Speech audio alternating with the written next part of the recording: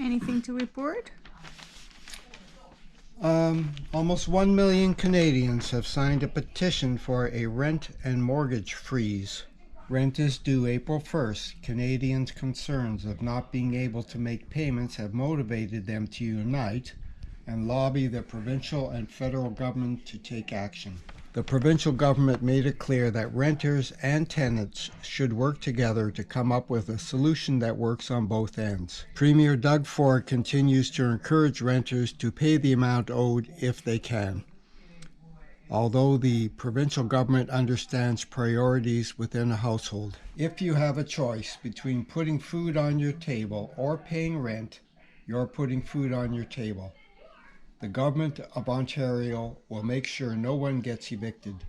We stand by that, and we're going to take care of these people, said Premier Ford in a press conference last week.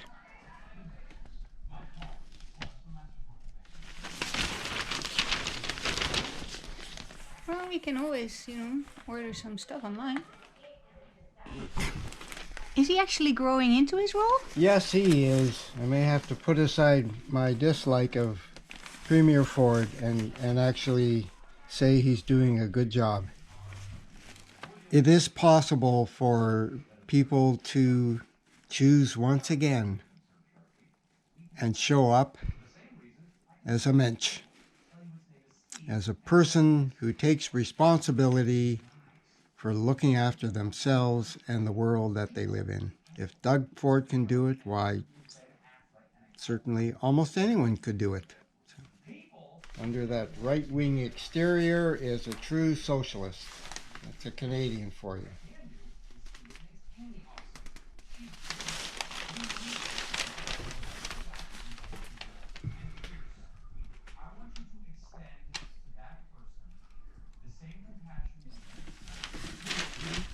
Good slogan.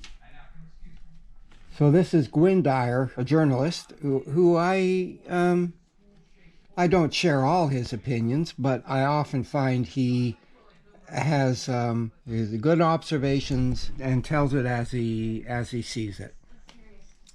It's always tough to know what Trump really believes. If it flatly contradicts what he said yesterday, he doesn't care.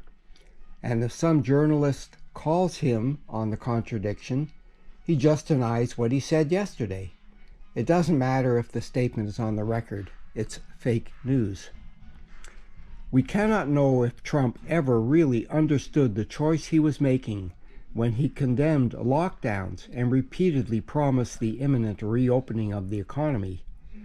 And then 2 weeks after the Imperial College Group published its prediction that without lockdowns, 2.2 million Americans would die, he finally read it and reversed course, or so we are supposed to believe. He even claimed credit for saving 2 million American lives by abandoning his old strategy, if that's the right word for it.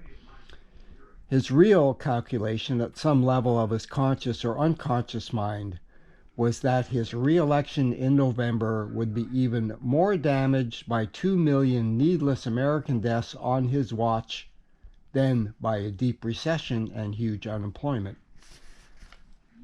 But at least half of the Americans who will still die would have survived had he moved 2 weeks sooner, when he already had ample evidence that it was the only sane course. But here's a consoling thought. Everywhere from China and India to Spain and Russia, and even in the United Kingdom and the United States, after stalling as long as possible, governments are putting the lives of the useless old ahead of the alleged needs of the economy, because that's what their people really want.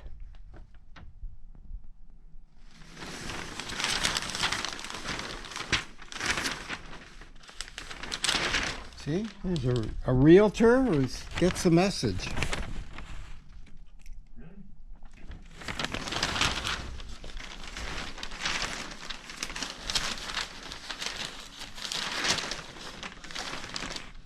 Alicia, did you make this? Uh-huh. That is incredible.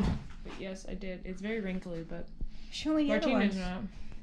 There's not really any other ones. There's just this chick. This is beautiful. Or guy, you know, depending on your preference. Alright, I'm heading upstairs ski. Martine is really amazing. Martine is really amazing. He's on the phone with, he can hear your words, but you can't hear him. He's a secret little mole person. Martine is amazing. He says that's very nice. Alright, I'm gonna head up. I love you, Mom. I love you, Appreciates sweetie. it. He appreciates it. Okay, bye.